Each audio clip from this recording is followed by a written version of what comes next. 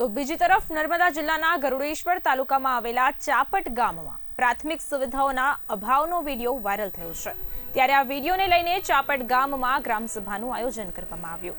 ત્યારે વાયરલ થયેલા વિડીયોમાં ચાપટ ગામમાં પ્રાથમિક સુવિધાઓનો અભાવ હોવાનું દેખાડવામાં આવ્યું છે। લોકોને પડતી હાલાકીનો વિડીયો હાલ સોશિયલ મીડિયામાં છેલ્લા કેટલાક સમયથી ફરી રહ્યો છે, જેને ધ્યાનમાં લઈને ગામ લોકો દ્વારા ખાસ ગ્રામસભાનું આયોજન કરવામાં આવ્યું હતું। પ્રાથમિક શાળા ચાપટ ખાતે યોજાયેલી ખાસ ગ્રામસભા દરમિયાન ગામના વિકાસ અને સરકારની વિવિધ યોજનાના બાકી રહેતા કામો અંગે પણ ગ્રામસભામાં ચર્ચા કરવામાં આવી હતી। ગ્રામસભામાં ગ્રામના આંતરિક તેમજ સ્મશાન સુધીના રસ્તાઓ તથા આંગણવાડીના બાળકો માટે સ્વતંત્ર બોર મોટરની વ્યવસ્થા ઊભી કરવા અંગે સર્વાનુમતે ઠરાવ પસાર કરવામાં આવ્યો હતો। ત્યારે ચાપટ ગામના આગેવાનો અને હોદ્દેદારો દ્વારા વાયરલ વિડીયોમાં દેખાડવામાં આવેલી હાલાકીનો તદ્દન પાયા વિહોણી જણાવવામાં આવી છે। ચાપટ ગામમાં આજે ગ્રામસભાનું આયોજન કરવામાં આવેલું છે। સરકારના ધારી ધોરણ મુજબ આ ચાપટ ગામની અંદર તમામ સુવિધાઓ છે। જે કંઈ ડિલિવરી કેસ માટે 108ને ફોન કરે તો તેની પણ સુવિધા છે। આરોગ્યની પણ સુવિધા માટે અહીં ગાડીઓ આવે છે અને પાણી જે નળ સે જલનું એ પાણી પણ અહીંયા ચાપટ ગામમાં પૂરા પ્રમાણમાં મળી રહે છે।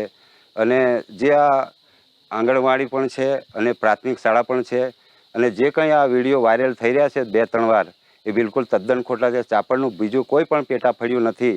એ વર્ષો પહેલાં 1992ની અંદર સરકારશ્રીએ વિસ્થાપિત કરી અને અલગ અલગ જિલ્લાઓમાં એ લોકોને વિસ્થાપિત કરી અને રહેઠાણી એમને પ્લોટ પણ આપેલા છે, એમને જમીન પણ આપેલી છે। પણ જે માણસો પુખ્ત વયના હતા એ માણસો ફરી આવીને વસવાટ કરીને અહીં રહી અને ખોટું નામ ચાપટનું યુઝ કરી અને આ લોકો ખોટું ચાપટ ગામનું નામ યુઝ કરી અને વિડીયો વાયરલ કરે છે, એ તદ્દન ખોટી વાત છે। અહીંયા રસ્તો પણ છે અને તમામ સુવિધા આ ચાપટ ગામની અંદર છે અને જે કંઈક થોડી ઘણી સુવિધાઓ ઉપલબ્ધ નથી એ આજે અમે ઠરાવમાં ગામ લોકોને પૂછીને લેવામાં આવેલી છે અને સરકારશ્રીને જાણ કરીશું એટલે તો એ પણ સુવિધાઓ અહીં થઈ જશે।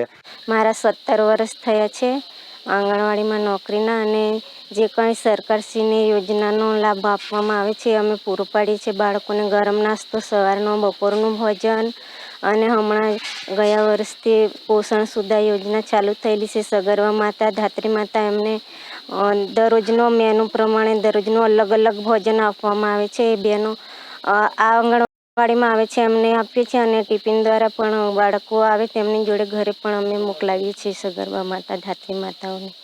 એ સરકારશ્રીની યોજનાનો લાભ લે છે અને મારા આંગણવાડીના 41 બાળકો છે, એમાં એક પણ કુપોષણ બાળક નથી। 3 થી 6 વર્ષના 17 બાળકો છે, એ દરરોજ આંગણવાડીમાં લાભ લેવા માટે આવે છે।